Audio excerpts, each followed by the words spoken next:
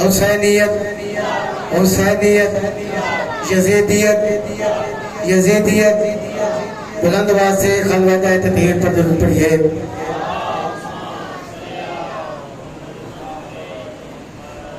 یہ جو مومنین بکھرے بیٹھے ہیں ان سے گزارش ہے کہ آگے اکٹھے ہو کے بیٹھے تاکہ ایک مجمع کا ماحول بن سکے، اور جو مومنین باہر گراؤنڈ میں بیٹھے ان سے بھی گزارش ہے کہ اندر تشریف لے آئیں، کیونکہ پڑھنے والے اندر تشریف فرما ہے، اور تمام مومنین باہر گراؤنڈ میں بیٹھے ان سے گزارش ہے کہ پڑھنے والے کے سامنے بیٹھے تاکہ اس کی حوصلہ افزائی ہو۔ جتنے مومنین باہر گیٹ پہ بھی کھڑے ان سے بھی گزارش ہے کہ اندر پنڈال میں تشریف لے آئیں۔ بلند آواز سے درود پڑھیے۔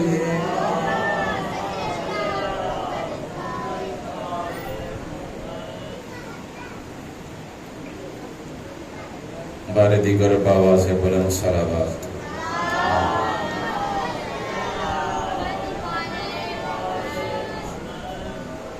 جس طرح محمد اور ان کی آل پہ درود بھیجنے کا حق ہے اتنی ہی بلند درود بھیجیے۔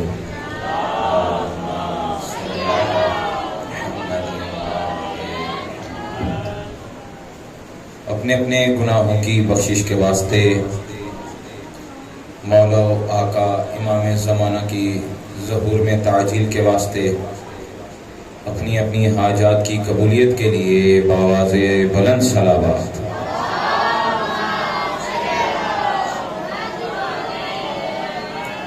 خوشنودی آقا ابا عبداللہ الحسین، اور اس سال اربعین کے موقع پہ بارگاہ امام حسین علیہ السلام میں زیارت کے لیے حاضر ہونے کے لیے بلند ترین صلوات ہدیہ فرمائیں۔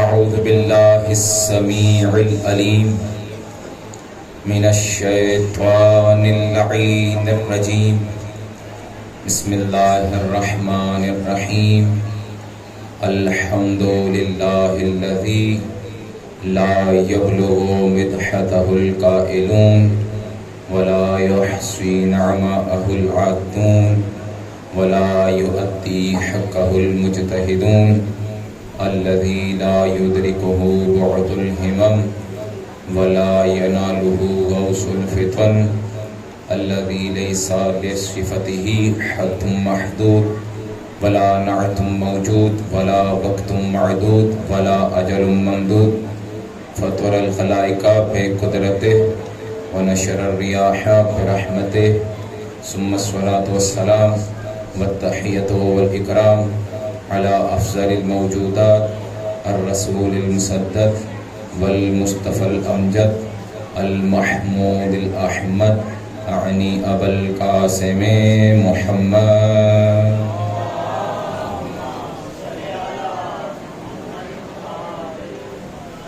وعلى آله الطيبين الطاهرين المعصومين، ولعنة الله على أعدائهم أجمعين من يوم عذابتهم إلى قيام يوم الدين، أما بعد، فقد قال الله سبحانه وتعالى في محكم خطابه المتين وهو أصدق القائلين، بسم الله الرحمن الرحيم، رب المشرقين ورب المغربين فبأي آلاء ربكما تكذبان۔ صلوات پڑھ لیجیے محمد والا۔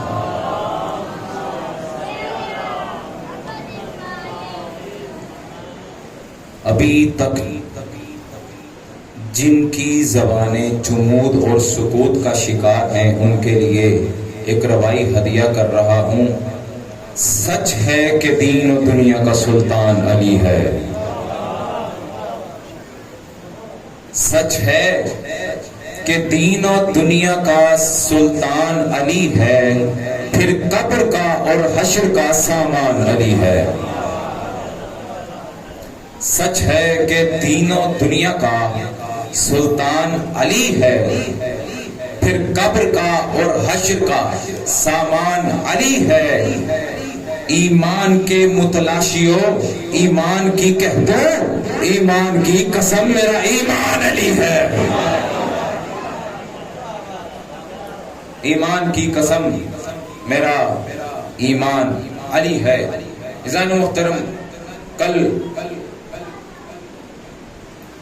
سورہ رحمان کی آیت نمبر 17 آپ کے سامنے تلاوت کا شرف حاصل کیا تھا، اور اسی کے ذیل میں ایک مختصر سی حدیث بیان کی تھی۔ انشاءاللہ آج اسی کے ذیلی گفتگو کریں گے۔ پروردگار عالم ارشاد فرما رہا ہے، رب المشرقین و رب المغربین، وہ دو مشرقوں کا بھی رب ہے، دو مغربوں کا بھی رب ہے۔ فَبِأَيِّ آلَاءِ رَبِّكُمَا تُكَذِّبَانِ، اور تم دونوں اپنے پروردگار کی کون کون سی نعمت کو جھٹلاؤ گے؟ پھر فرمایا مرج البحرین یلتقیان بینہما برزخ لا یبغیان، کہ وہ اللہ ہے جس نے ایسے دو سمندر جاری کیے ہیں، روا کیے ہیں، جو ملے ہوئے ہیں لیکن ان کے درمیان ایک حد ہے، حد فاصل ہے جو انہیں ایک دوسرے میں حل ہونے نہیں دیتی۔ فَبِأَيِّ آلَاءِ رَبِّكُمَا تُكَذِّبَانِ، اور تم دونوں اپنے پروردگار کی کون کون سی نعمتوں کو جھٹلاؤ گے؟ پھر ان دونوں سمندروں کی خصوصیت بیان کر کے فرمایا یخرج منہما اللؤلؤ والمرجان، اور اللہ نے ان دونوں سمندروں سے کبھی لؤلؤ کو نکالا، کبھی مرجان کو نکالا۔ یہ وہ سمندر ہیں جن سے لؤلؤ بھی نکلتے ہیں، جن سے مرجان بھی نکلتے ہیں۔ لؤلؤ کہتے ہیں سبز موتی کو، مرجان کہتے ہیں لال موتی کو، لؤلؤ کہتے ہیں سبز موتی کو، مرجان کہتے ہیں سرخ موتی کو۔ عبداللہ ابن عباس نے روایت نقل کی ہے، وہ روایت آپ کی خدمت میں ہدیہ کر رہا ہوں۔ عبداللہ ابن عباس فرماتے ہیں کہ رسول اکرم صلی اللہ علیہ وسلم سے پوچھا گیا یا رسول اللہ وہ سمندر ہے کون سے؟ یا رسول اللہ وہ لؤلؤ و مرجان ہے کیا چیز؟ رسول نے فرمایا کہ دیکھو جو دو سمندر اللہ نے جاری کیے ہیں، ایک سمندر کا نام علی ہے، ایک سمندر کا نام فاطمہ ہے، اور یہ دونوں ایک دوسرے سے ملے ہوئے ہیں لیکن ایک دوسرے سے تجاوز نہیں کرتے، بلکہ اللہ نے ان کے درمیان ایک باڑ قائم کر دی ہے۔ فرمایا وہ باڑ میں محمد رسول اللہ ہوں۔ پھر آگے فرمایا یہ دو سمندر ایسے ہیں جن سے اللہ نے لؤلؤ بھی نکالے ہیں اور مرجان بھی نکالے ہیں۔ لؤلؤ حسن مجتبیٰ کو کہتے ہیں اور مرجان حسین کو کہتے ہیں۔ مطلب اللہ نے محمد اور علی فاطمہ سے لؤلؤ کو نکالا، مرجان کو نکالا، یا یوں کہو اللہ نے محمد کے ذریعے فاطمہ اور علی سے حسن اور حسین امت کو دے کے اگلی آیت ارشاد فرمائی فَبِأَيِّ آلَاءِ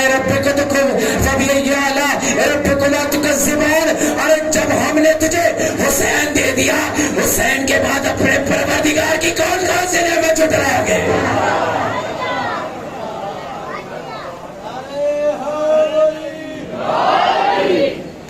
سلامت رہیے۔ پھر فرمایا رب المشرقین و رب المغربین، وہ اللہ دو مشرقوں کا بھی رب ہے، دو مغربوں کا بھی رب ہے، دو مشرقوں کا بھی رب ہے، دو مغربوں کا بھی رب ہے۔ عزیزان محترم، قرآن میں ایک آیت ہے قالا رب المشرق والمغرب، اس نے فرمایا، کس نے فرمایا؟ رب المشرق والمغرب، مشرق اور مغرب کے رب نے۔ ایک آیت ہے اس آیت میں اللہ نے ارشاد فرمایا ایک مشرق اور ایک مغرب ہے۔ پریشان تو نہیں ہو رہے؟ یہ قرآن کی آیتیں پڑھ رہا ہوں۔ قالا رب المشرق والمغرب، وہ اللہ ایک مشرق کا بھی رب ہے، ایک مغرب کا بھی رب ہے۔ اس سورہ رحمان میں اللہ نے ارشاد فرمایا رب المشرقین و رب المغربین، اللہ دو مشرقوں کا رب ہے، دو مغربوں کا رب ہے۔ اسی قرآن میں ایک اور آیت ہے فلا اقسم برب المشارق والمغارب، قسم ہے اس کی جو مشرقوں کا رب ہے، مغربوں کا رب ہے۔ جمع کا صیغہ آیا ہے، جمع کا صیغہ آتا ہے تین سے زیادہ کے لیے، یہی قرآن ہے۔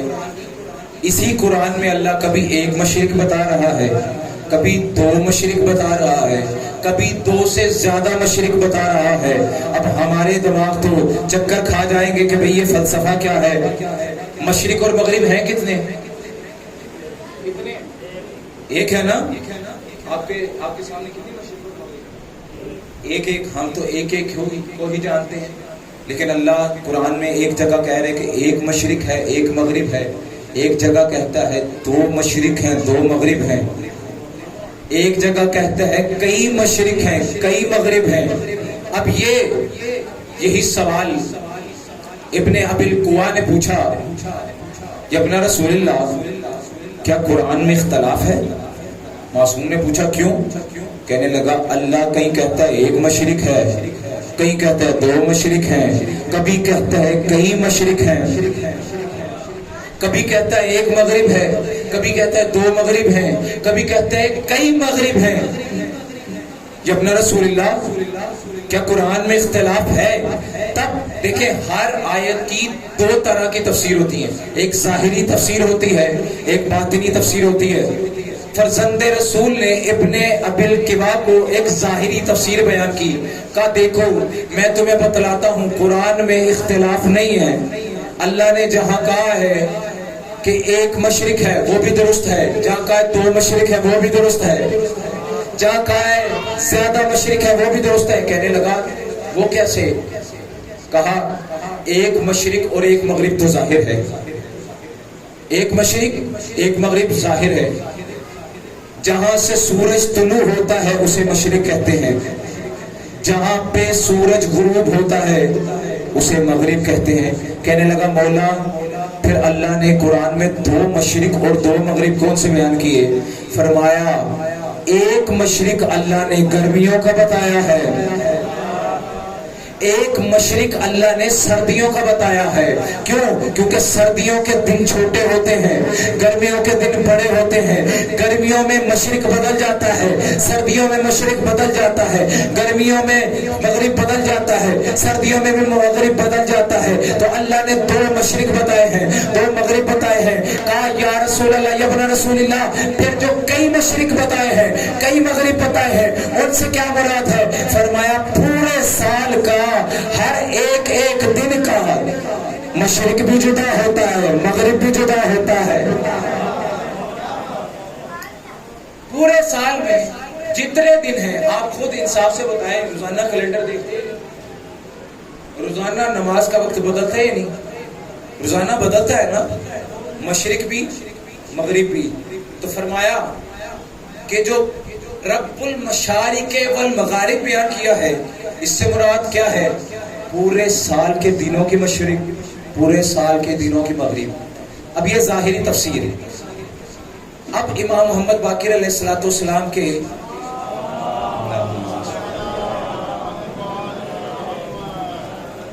نابینا صحابی ہیں، نام ہے ابو بصیر، صحابی نابینا ہے لیکن امام فرماتے ہیں تو بصیرت رکھنے والوں کا بھی باپ ہے۔ ابو بصیر نابینا صحابی ہیں مولا کے، انہوں نے یہی سوال امام محمد باقر علیہ السلام سے کیا کہ مولا اللہ نے کہیں قرآن میں 1 مشرق بتائی ہے، کبھی 2 مشرق بتائے ہیں، کبھی کئی مشرق اور مغرب بتائے ہیں، قرآن میں اختلاف تو ہے نہیں۔ اب یہ نہیں کہا کہ کیا قرآن میں اختلاف ہے، کہا قرآن میں اختلاف تو ہے نہیں، قرآن میں تو اختلاف ہے نہیں، پھر اللہ نے اس میں کیا بیان کرنا چاہا ہے؟ پھر مولا نے فرمایا کہ دیکھو جہاں اللہ نے فرمایا ہے کہ وہ کئی مشرقوں کا رب ہے کئی مغربوں کا رب ہے، وہاں کئی مشرقوں سے مراد انبیاء ہیں۔ میرا ساتھ دیجیے گا، خدا کی قسم بہت خوبصورت روایت ہے، کئی مشرقوں سے مراد انبیاء ہیں، اور جو ساتھ فرمایا کئی مغرب ان سے مراد ان انبیاء کے اوصیاء ہیں۔ کئی مشرقوں سے مراد انبیاء ہے، کئی مغربوں سے مراد اوصیاء ہے۔ اللہ نے جو علم انبیاء کو دیا وہ سفر کرتا کرتا ان کے اوصیاء تک پہنچا، اور جہاں اللہ نے 2 مشرق اور 2 مغرب بتائے ہیں ان مشرقوں 2 مشرقوں سے مراد 1 مشرق کو محمد کہتے ہیں، 1 مشرق کو علی کہتے ہیں، اور اس کے ساتھ جو اللہ نے دو مغرب بتائے ہیں، ایک کو حسن کہتے ہیں، ایک کو حسین کہتے ہیں، اللہ نے جو محمد اور علی میں رکھا وہ ان سفر کرتا کرتا حسن اور حسین میں پہنچ گیا۔ مولا اچھا تو کیا جو ایک مشرق اور ایک مغرب ہے، کیا اس کی بھی کوئی باطنی تفسیر ہے؟ فرمایا ہاں اس کی بھی باطنی تفسیر ہے۔ مولا کیا ہے؟ فرمایا اگر اس کی بہترین تفسیر دیکھنی ہے تو خم غدیر میں دیکھ لینا، مشرق نے مغرب کا ہاتھ اٹھا کے دکھا دکھا کے کہا من کو تو مولا ہو، کہا ذالی اور مولا، مطلب سورج چاند کی روشنی دکھا دکھا کے کہتا رہا بھئی جب آج کے بعد جس طرح سورج تمہیں روشنی دیتا رہا اسی طرح چاند تمہیں روشن کرے گا۔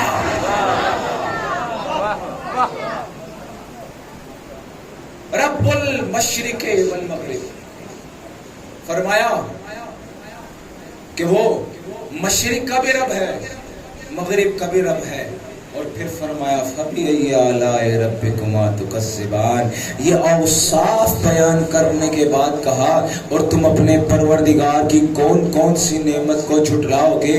ارے آج تک دنیا والوں کو اہل بیت کے مقابلے میں لا کے اپنے بغض کا مظاہرہ کر کر کے نہ معلوم کس بات پہ فخر کرتی ہے۔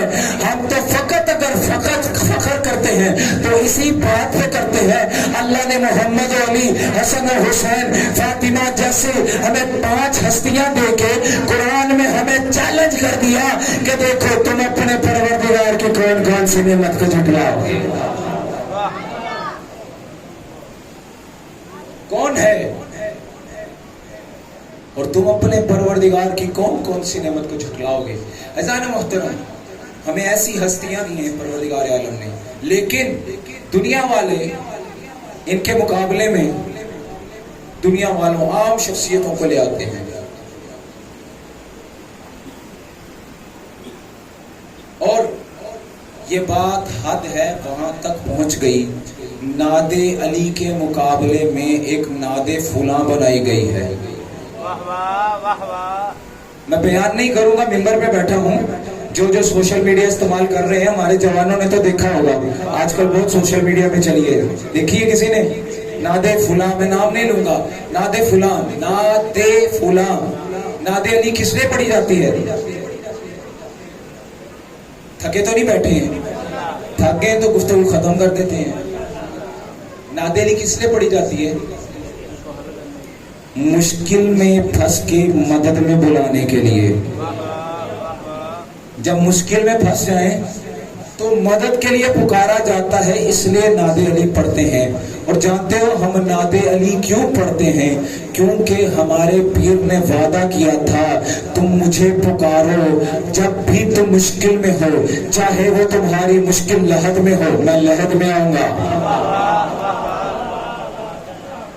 اگر لحد میں تمہیں مشکل پڑی میں لحد میں آؤں گا، اگر پورے صراط پہ مشکل پڑی میں پورے صراط پہ آؤں گا، اگر میزان میں مشکل پڑی میں میزان پہ آؤں گا۔ تمہیں جس موڑ پہ مشکل پڑے گی میں ہر موڑ پہ تمہاری نصرت کے لیے آؤں گا، حتیٰ یہ کہ جب ملک الموت تمہاری روح قبض کرنے آئے گا تب بھی علی تمہاری مدد کے لیے آئے گا۔ اسی لیے تو ہم ناد علی پڑھا کرتے ہیں، لیکن تم نے حد ہے علی کے مقابلے میں، علی کی دشمنی میں، علی کے مقابلے میں ناد فلاں بنا لی۔ لیکن ہمیں کوئی اعتراض نہیں ہے، مگر ہم فقط اتنا سوال کرتے ہیں کیا ہمارے پیر کی طرح تمہارے پیر نے بھی کوئی ایسا وعدہ کیا ہے کہ میں تمہاری قبر میں آؤں گا، میں تمہارے پاس حشر میں آؤں گا، میں میزان میں آؤں گا، میں صراط میں آؤں گا؟ ہمیں کوئی اعتراض نہیں، فقط ہم اطلاع بتاتے ہیں کہ جسے چاہے پیر بنا لینا، لیکن خدا کی قسم کبھی اسے پیر نہ بنانا جو نصرت کے لیے کبھی زندہ نبی کی نصرت کو نہ آیا ہے، وہ تمہارے مردہ کی نصرت کے لیے۔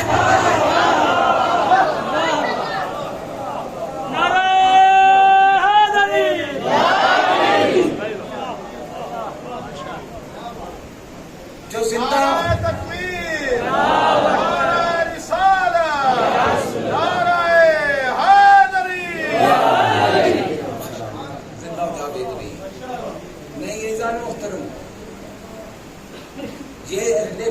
دشمنی ہے. اہل بیت ان کا تقابل تو انبیاء سے بھی نہیں بنتا. ان کا تقابل انبیاء سے بھی نہیں بنتا. بارہا روایات پڑھی ہیں، آپ نے سنی ہیں کہ انبیاء کو آدم کی توبہ کس کے صدقے قبول ہوئی؟ آدم نے توبہ کی نا پروردگار سے، پروردگارا میری توبہ قبول فرما، میری توبہ قبول فرما، میری توبہ قبول فرما.